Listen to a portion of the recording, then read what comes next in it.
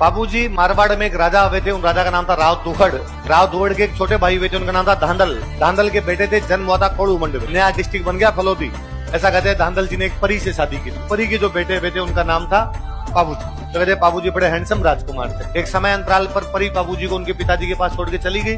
तो बाद में बाबूजी की एक अन्य माता है, या आप कह दो कि धांधल की एक रानी है जिनका नाम है कमला दे। तो बाबूजी का पालन पोषण बाद में कौन करती है? कमला। तो बाबूजी की मम्मी के नाम हम क्या पढ़ते हैं? कमला। बाबूजी की शादी भी थी अमरकोट, और अमरकोट की राजकुमारी थी फुलम दे। क्या नाम था?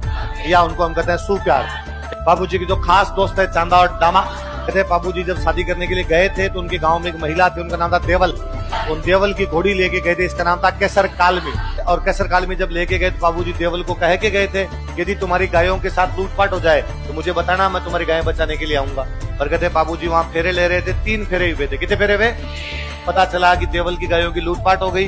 बाबूजी 3 फेरों के बाद वापस आ गए थे। कोई आपसे पूछेगा हमारे कौन से लोग देवता अपने फेरे छोड़ के बीच में आ गए थे? चौरी छोड़ के आ गए थे। बाद में यहाँ पे आगे देचू गांव में लड़े आपने जीजाजी के खिलाफ।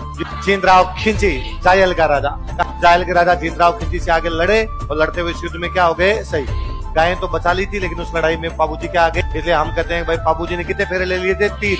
इसलिए हम ऐसा मानते हैं कि रिवाज ही पड़ी गया फेरे 4 ही होंगे। फेरे कितने होंगे?